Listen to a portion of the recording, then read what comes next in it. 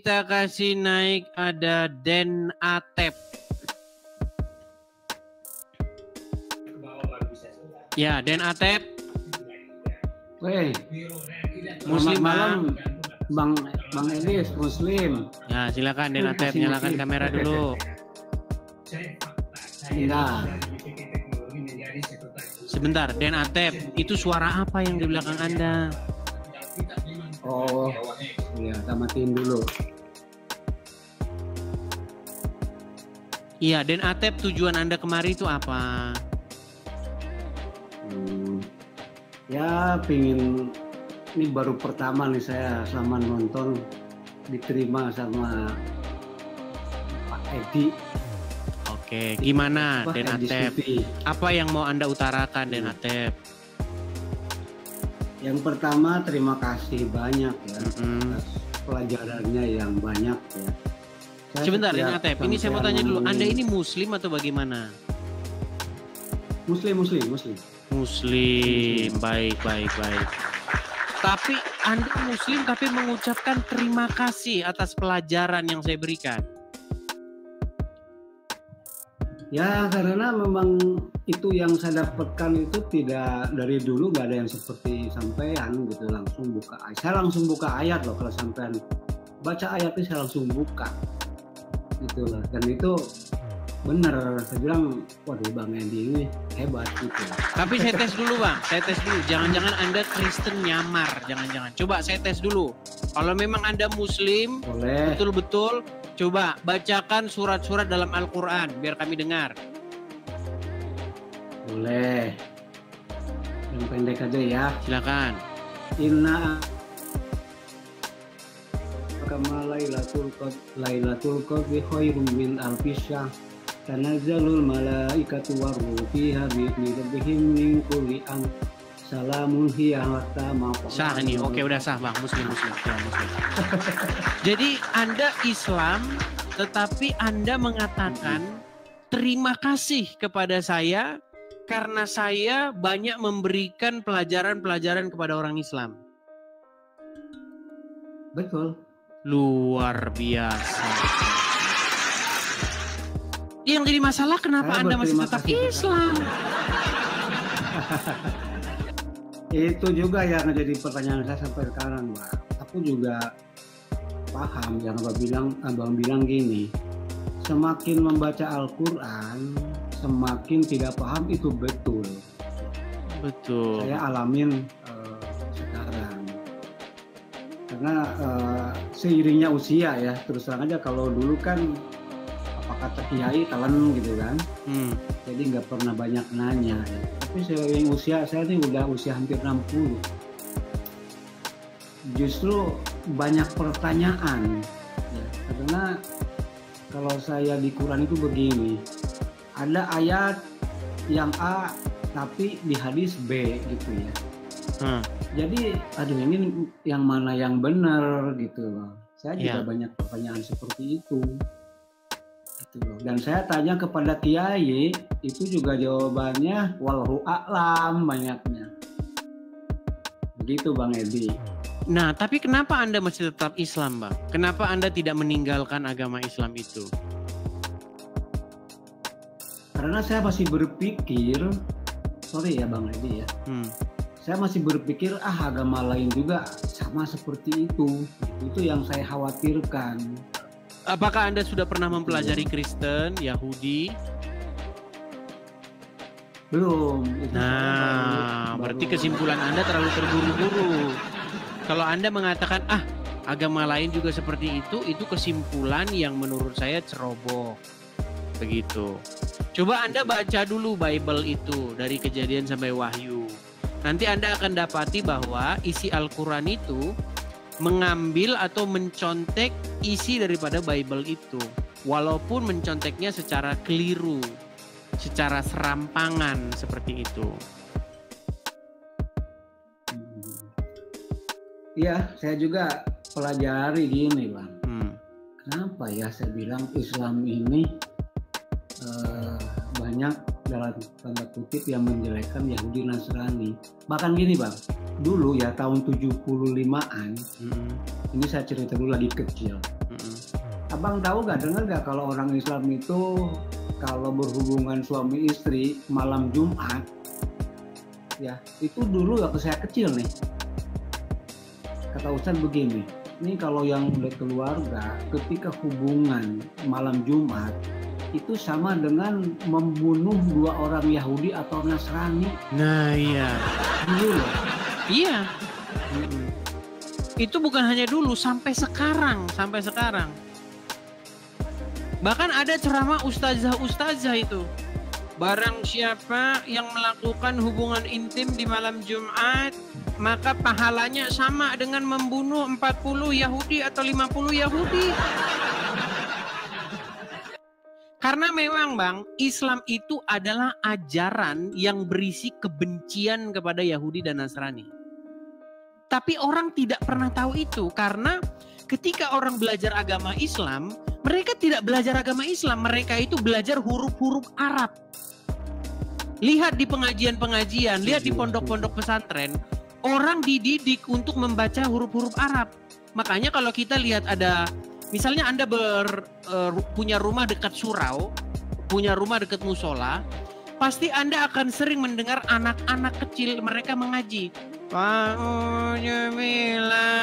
Guru ngajinya kan salah, bacanya salah, bukan A tapi A, bukan alif tapi oin, Iya. Banyak seperti itu. Betul.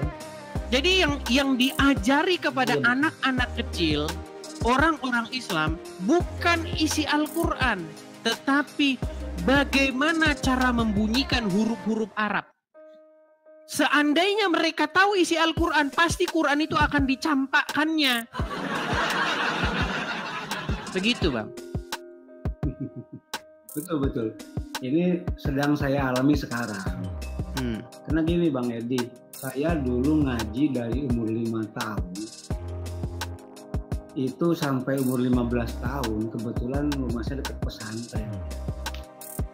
Saya berpikir waktu itu sih ya biasa-biasa aja gitu ya. Tapi saya pikir sekarang, kok ngaji memahamin Quran aja sampai belasan tahun.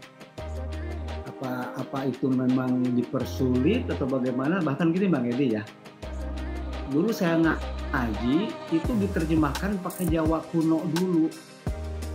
Ya, santri-santri itu gitu, baru ke-Indonesiakan. Saya bilang gini, itu apa enggak menambah waktu, enggak buang-buang waktu gitu Bang Edi. Sampai saya pertanyaan juga, terus saya berpikirnya sekarang nih, saya belajar Quran dari dulu, apa gunanya ya sekarang untuk kehidupan gitu. Saya masih bertanya seperti itu. Mungkin nih banyak banget yang menghujat saya nih gara-gara kita ngobrol Bang Edi. Dan itu udah saya anggap wajar ya. Karena saya sering bertanya sama kiai, ya itu kayak Bang Edi bilang, selalu jawabannya walau alam, itu yang walau alam gitu, itu tidak ada kepastian. Bahkan Bang Edi bilang Nabi Muhammad aja tidak dijamin ke surga. Iya, tapi ustadz kiai itu ayat itu jarang diterangkan gitu loh. Mereka menerangkan hanya ayat yang mengenakan masyarakat, misalnya selalu bahas surga gitu. Nah penontonnya pun senang banget ketika ustaznya itu ngomong masalah surga, masalah bidadari ya. Begitu. Iya, jadi dan itu udah mengakar. Iya.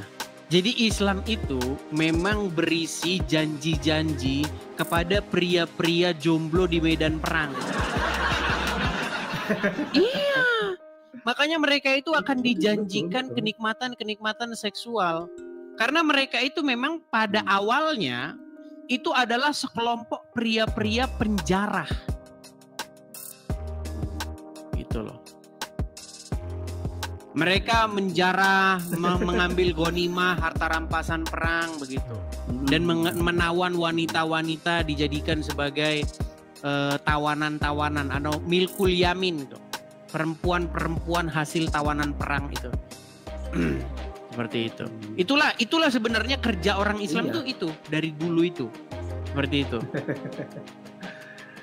Iya, saya juga baca Al-Mu'min ayat 5 atau 4 ya kalau nggak salah. Itu kan pergaulilah istri-istrimu dan budak-budakmu. Nah, itu sampai sekarang kan ada dan itu dibaca. Tapi kiai-kiai itu nggak pernah nerangin itu secara Jangan frontal. salah, jangan itu tidak dibaca artinya. Tidak dibaca artinya, dibaca Arabnya. Makanya orang Islam nggak tahu. Iya. Betul. Makanya begini, ada sebuah saya katakan ini konspirasi global dalam agama Islam ketika membaca Al-Qur'an. Al-Qur'an harus dibaca huruf Arabnya.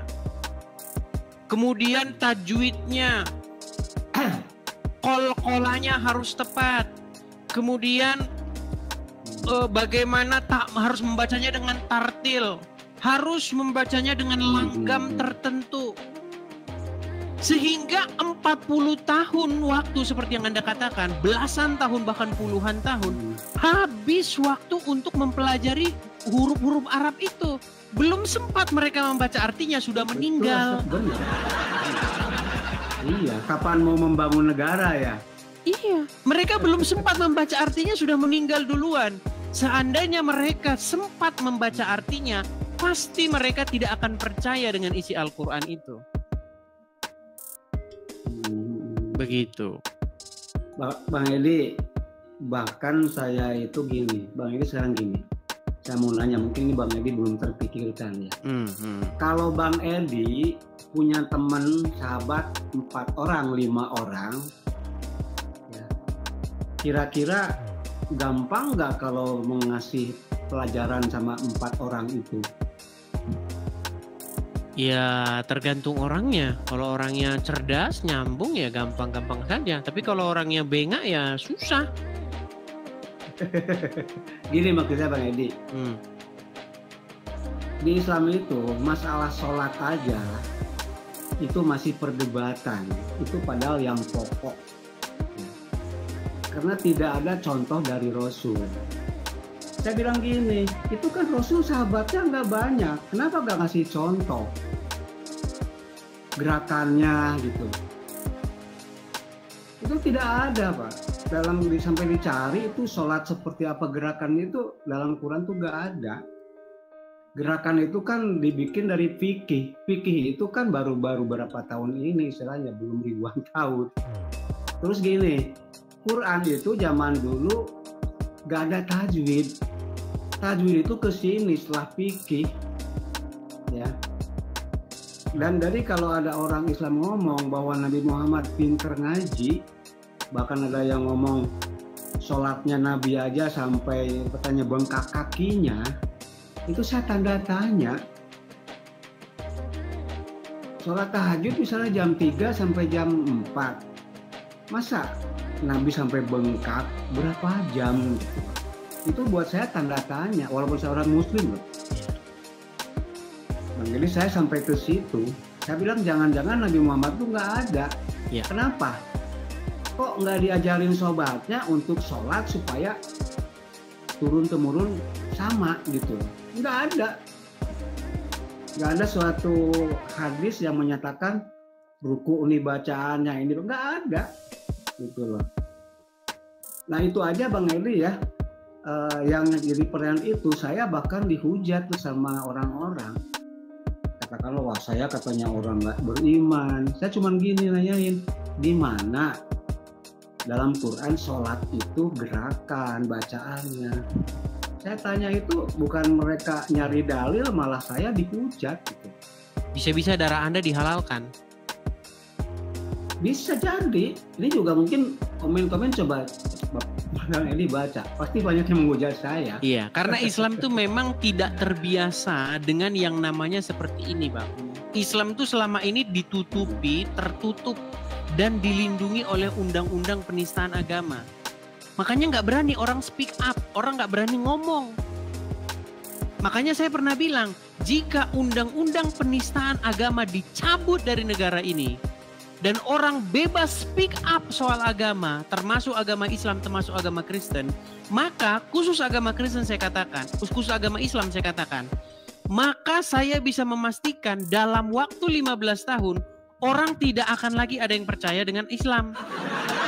Kalaupun ada yang percaya, ya tinggal Juma sama Yusuf PI, tinggal mereka berdua. Karena mereka berdua adalah orang yang tidak punya akal. Benar, Bang. Seperti contoh sholat tadi, Bang. Kita masalah sholat ya. Kan di dalam agama Islam, sholat itu kan sebagai tiang agama. Itu fondasi, termasuk bagian fondasi dasar.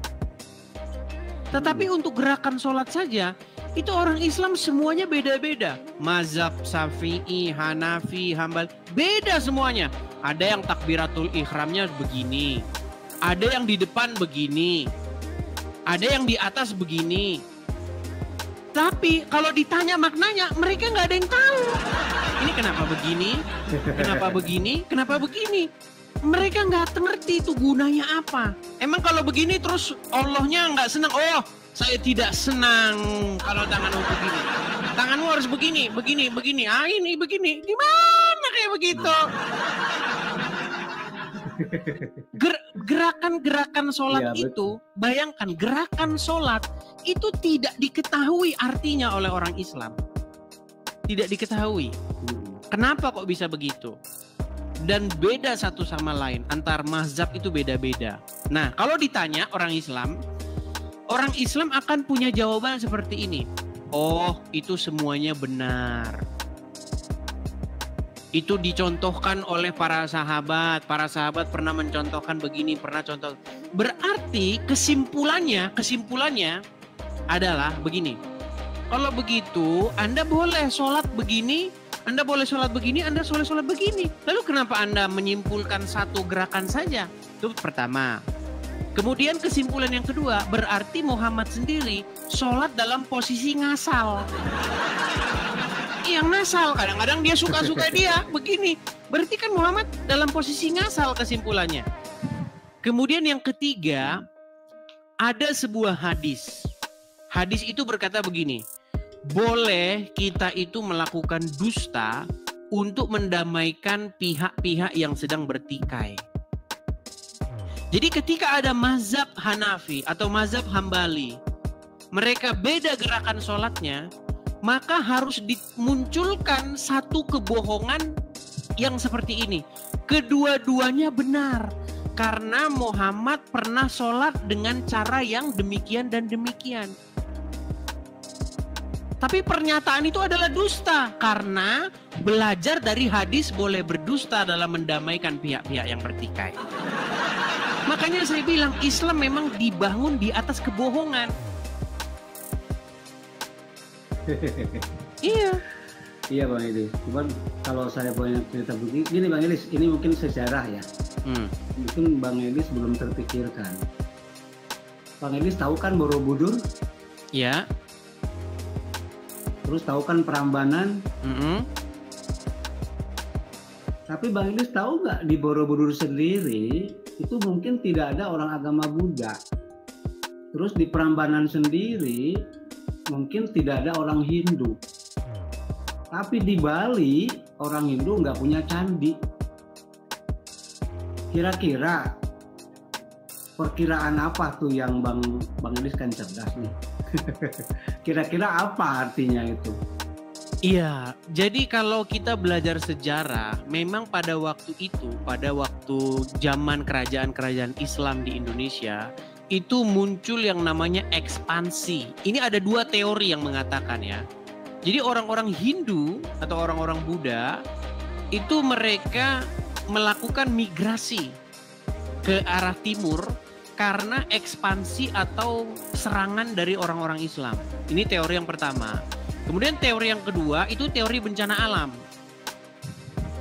Bagaimana ketika Gunung Merapi meletus itu menutup semua candi-candi itu sehingga tertutup, kemudian mereka migrasi. Tapi saya lebih percaya kepada teori yang pertama, bahwa ketika raja-raja Islam seperti kerajaan Demak, kerajaan ini berkuasa, mereka mengikuti ajaran Muhammad itu. Mereka melakukan ekspansi atau pemaksaan agama Islam. Sehingga orang-orang yang pada waktu itu ada di sekitar candi-candi itu mereka migrasi ke arah timur. Seperti itu. Bagaimana menurut Anda? Ya. Kalau menurut pandangan saya, kan banyak dikatakan Islam itu rahmatal lil alamin ya.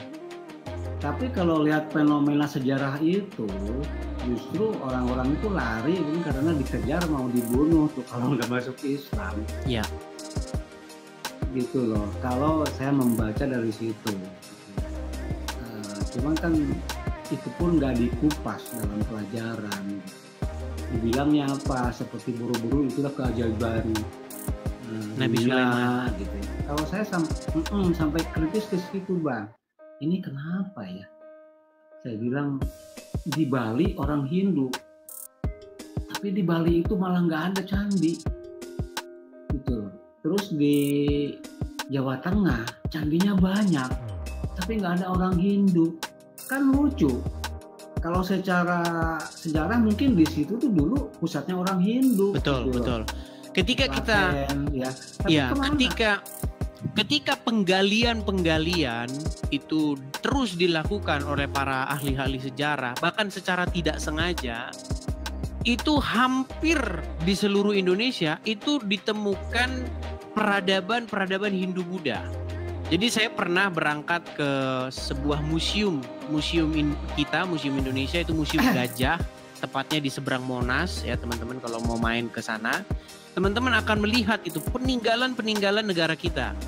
Ketika penggalian dilakukan di Pulau Jawa, di Pulau Kalimantan, di mana-mana, di Padang, Sumatera Barat ya, itu ditemukan yang namanya seperti arca-arca peninggalan agama Hindu dan Buddha seperti itu. Ada satu arca besar sekali itu ditemukan di daerah antara perbatasan Sumatera Barat dan Jambi. Jadi saya baca deskripsinya itu. Jadi selama ini itu petani itu menggosok aritnya atau menggosok alat-alat pertaniannya di situ. Mereka menggosok di situ karena di bekas kaki atau tangannya itu ada bekas gosokan. Nah, pada suatu waktu ini orang penasaran, ini apa ini batu ini ketika ingin disingkirkan.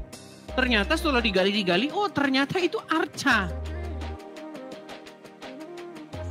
Itu besar sekali, itu gede sekali dia. Nah, itu peninggalan. Nah, kalau kita belajar sejarah ya, belajar sejarah bagaimana Islam berkembang di Nusantara, di Indonesia, kita jangan menutup-nutupi. Cuman saya tidak berani speak up karena saya itu nggak berani ngomong kalau saya nggak benar-benar menguasai. Tapi informasi yang saya dengar memang seperti itu. Memang pada waktu Islam berkembang, ketika dia mulai besar, mulai menduduki kekuasaan, mereka melakukan yang namanya kekerasan dan pemaksaan agama. Seperti itu. Iya. Itu. Terus yang jadi pertanyaan saya ya, kenapa kiai-kiai itu tidak menerangkan yang pahitnya gitu di Islam, selalu yang bagusnya, tidak pernah membahas yang surat At-Taubah itu tidak, mereka seperti takut kehilangan pasar gitu. Betul. Jadi selalu yang dibahas tuh surga neraka. Oh, bahwa nanti itu bidadari. Saya bilang kalau hanya cuman main begitu ngapain sih kita jungkir balik ibadah?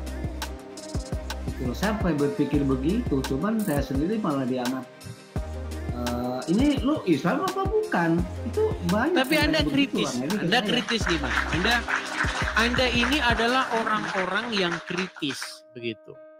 Makanya saya kadang-kadang orang Islam itu menganggap saya ini seperti asal bicara gitu. Padahal orang yang mempelajari Al-Quran dengan sungguh-sungguh mendalam, mempelajari hadis dengan sungguh-sungguh mendalam, akan mengalami hal yang Anda alami. Itu sudah saya alami begitu loh. Memang akan berat sekali untuk mempercayai dua kitab itu. Bahkan saya sambil bercanda, kalau Anda sungguh-sungguh mendalami Al-Quran, mendalami hadis, dalam satu malam saja, maka keesokan paginya Anda akan menelpon tukang loak agar segera membawa buku-buku itu dari rumah Anda. Iya. Aku sering banget dengar sampean ngomong begitu. Tapi gini Bang Edi, berani nggak orang-orang Kristen di Indonesia menjamin kampanye begitu? Hei orang Indonesia, kalau orang Kristen yang jadi presiden dijamin negara Indonesia maju dan dijamin tidak ada korupsi, berani nggak mengkampanyekan begitu? Nah, sudah ada suara-suara seperti itu. Sudah waktunya presiden itu dari orang Kristen. Tetapi ya nanti mereka kayak Ahok, tahu nggak? Kemarin waktu Pak Ahok, tahu Basuki, waktu menjadi gubernur di Jakarta, tahu nggak ulama-ulama Islam apa khotbahnya? Apa tidak ada dari seluruh Jakarta ini? Apa kagak ada yang Muslim lagi? Katanya. Nah, itu yang terjadi kayak begitu, Bang. Iya. Apalagi dalam skala nasional. Saya itu setuju Bang Edi, kalau mayoritas itu memang memimpin, tapi dengan cara perlihatkan keunggulannya, bukan cara menggunakan ayat untuk menjegalnya. Contohnya gini ya, bahwa pemimpin itu harus laki-laki, jangan jegal perempuan yang pintar, tapi laki-laki harus lebih pintar daripada perempuan, itu mantap gitu loh. Terus misalnya jangan di luar Islam jadi presiden, orang Islam ya sampean mesti begitu juga, sama mesti unggul gitu loh. Ya begini, masalahnya kan kita ini kan sistem kita ini kan masih pemilihan yang disebut suara terbanyak kan. Nah umat muslim ya pastilah dia pilih yang muslim kalau ada pemilihan umum kan. Jadi memang Pak Luhut kan pernah bilang tuh, Pak Luhut Binsar Panjaitan, kalau kamu tidak pegang dua ini, kalau kamu nggak pegang satu Muslim, satu Jawa, maka kamu susah jadi presiden. Ya dia bicara dalam hal, dia bicara kasar-kasaran saja. Memang orang Indonesia itu cenderung akan memilih sesamanya gitu. Belum inilah masyarakat ya maklum lah, kita kan baru 80 tahun merdeka gitu. Kalau saya nggak begitu Bang Edi, saya dalam pilih DPR, saya malah memilih Batak loh dua-duanya untuk daerah. Misalnya untuk DPRD, DPR pusat, saya yang pilih orang-orang Batak. Iya, saya jujur aja tuh pilih yang Putra Nababan ya, itu untuk pusat saya pilih dia malah. Saya nggak memilih, tapi begini Bang, intinya masyarakat kita itu harus memang dimajukan pikirannya. Masyarakat Indonesia itu harus begitu dalam hal berpikir seperti itu. Nah, orang Indonesia ini tidak maju-maju? Kenapa orang Indonesia ini terus-menerus, mayoritas ya, saya tidak katakan semua. Kenapa mayoritas dari rakyat orang Indonesia tidak maju-maju? Karena habis waktunya baca huruf-huruf Arab itu. Pagi-pagi udah baca. Salah bacanya tuh. Anak-anak, teman-teman sekalian, pengajian nanti kumpul di Masjid At-Taqwa ya. Itu habis waktu anak-anak kita mempelajari hal-hal tidak berguna. Gitu loh. Iya, betul. Saya setuju. Makanya kemungkinan Indonesia itu 2045 kalau masih seperti ini ya sulit. Karena gini ya, saya pernah mendengar di TikTok, ini orang Islam juga yang ngomong, negara paling rajin berdoa itu orang Indonesia, kerjanya sedikit. Nah, dibalik negara yang doanya sedikit tapi kerjanya banyak, Belanda. Makanya katanya ekonomi Belanda tinggi terus. Nah saya agak curiga, kita kan dijajah Belanda 350 tahun ya. Apa memang ini tuh kejahatan terstrukturalnya orang penjajah dulu gitu ya, supaya orang Indonesia tidak setuju saya dengan itu. Itu kita agak berbeda pendapat. Gini, Bang Atep. Sebenarnya pendidikan atau pola hidup, artinya dalam 24 jam ini orang-orang kita, orang Indonesia ini harus mengisi waktunya dengan apa? Itu yang harus kita ubah gitu loh. Makanya kalau saya jadi menteri, ada menteri kemajuan anak-anak bangsa, harusnya ada menteri begitu. Saya akan rubah ini jam-jamnya. Karena bayangin Bang, bayangin. Jam 6 sholat. Jam 7 sholat. Jam 12 sholat. Jam 5 pagi. Bayangin ini waktu habis buat sholat-sholat aja. Mending kalau tahu artinya. Kalau orang Islam ngerti gini kenapa, begini kenapa. Masih mending. Ini kagak tahu Bang. Kagak tahu mereka begitu tuh kenapa. Yang diucapin juga apa juga kagak tahu. Bayangin. Lagi gongseng-gongseng mie goreng. Sreng, sreng, sreng, sreng. Hayyalah sholat. Ditinggalin tuh bisnis. Kapan kita mau maju? Coba. Iya. Justru itu banyak yang menurut saya sih salah pengertian, bahwa kan ada dalam Al-Quran tuh bahwa Allah menciptakan jin dan manusia hanya untuk ibadah kepadaku. Nah itu banyak kan ibadah itu ritual. Gini. Kalau saya malah iya, itu kan dikatakan tidaklah kami ciptakan jin dan malaikat illa liya'budun katanya. Kecuali untuk beribadah kepadaku, kecuali untuk menyembahku.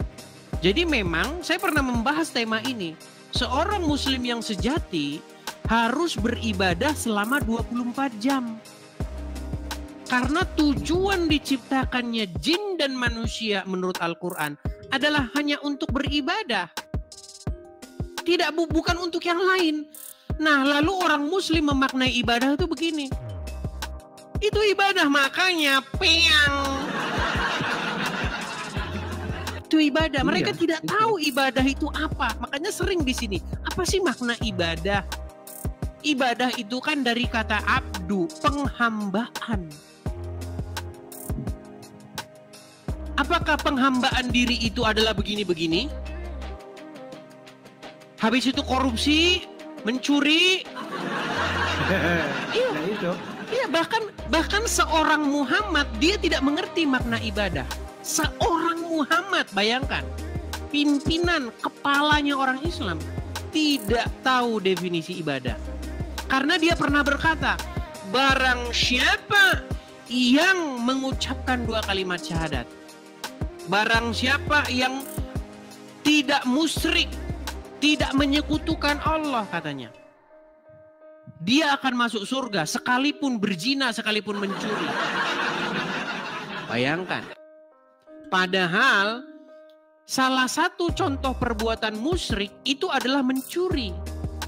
Salah satu contoh perbuatan musyrik itu adalah berzina. Apa sih musyrik itu? Musyrik itu kan perbuatan menyekutukan. Kalau seorang muslim dia mengambil langkah berzina, berarti dia lebih mentaati iblis ketimbang lebih mentaati Allah. Betul? Iya. Nah, ketika dia lebih mentaati iblis, sesungguhnya itu perbuatan musyrik. Gitu loh. Dia sedang menyekutukan Allah karena dia lebih mentaati iblis untuk mengikuti jalan iblis dan mengambil perzinahan. Tapi kata Muhammad, yang penting tidak menyekutukan Allah, berzina, mencuri, masuk surga.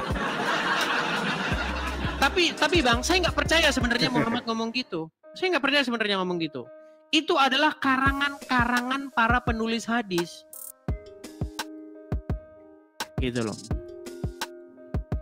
Makanya ketika orang belajar hadis, orang akan melihat sosok Muhammad yang disesuai dengan keinginan para pengarang hadis itu. Begitu. Ya dulu kan kalau nggak salah ada berita gini, Presiden Libya tuh Bang, Muammar Gaddafi, dia mengundang para ulama seluruh dunia bahwa dia bilang bahwa dia tidak percaya dengan hadis, dengan fikih. Ya, yuk kita berkumpul, kita bahas itu. Rumah, makan, hotel saya bayar. Itu tidak ada yang datang. Gitu loh. Tidak ada yang datang gitu loh. Sampai mungkin meninggal dunia itu Presiden Libya, saya dulu pernah kata dia Sakur, itu nggak ada yang datang. Jadi sebenarnya kan saya sendiri itu gini, Bang Edi, kalau fikih itu tahu nggak artinya fikih? Fikih itu secara etimologi apa maksudnya? Fikih itu kan ajaran-ajaran atau yang dilengkapi oleh ulama-ulama, itu maksudnya. Itu hukum, Pak. Jadi tidak ada jauh bedanya seperti di kita hukum pidana, hukum apa. Dan harusnya itu bisa dirubah. Karena itu kan ya itu ulama yang menyepakati seperti sholat kan di fikih adanya. Itu loh. Nah, ya, pengajaran-pengajaran atau hasil daripada kesepakatan ulama-ulama kan, karena dia tidak ada dalam Quran dan tidak ada dalam hadis gitu. Iya, itu semua tuh benar fikih gitu ya, termasuk pahala itu fikih. Yang bicara kiai, terus nanti kalau di akhir zaman misalnya dia nanti tidak ada, siapa yang bertanggung jawab? Karena itu kesepakatan kiai. Tapi sama ngomong gini pasti banyak hujat juga. Tapi benar Bang, yang Anda katakan itu benar. Sebenarnya banyak orang-orang Islam yang berpikir seperti Anda, terutama dari kalangan terpelajar. Orang-orang Islam dari orang-orang yang kuliah mengambil jurusan-jurusan Islam, ya kan, studi hadis, studi ilmu Quran, ya, ulumul Quran, ulumul hadis dan lain sebagainya. Itu banyak yang memiliki pemikiran seperti Anda, tetapi mereka ini takut berbicara. Mereka hanya berbicara dalam ruang-ruang tertutup.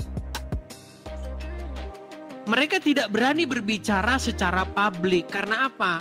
Itu tadi, undang-undang penistaan agama itu. Itu sebenarnya kekuatan Islam itu ada di undang-undang penistaan agama itu. Itulah yang membungkam semua mulut-mulut orang untuk berbicara. Seandainya itu dicabut, saya sudah bilang, beri waktu 15 tahun, tidak ada lagi yang percaya agama Islam.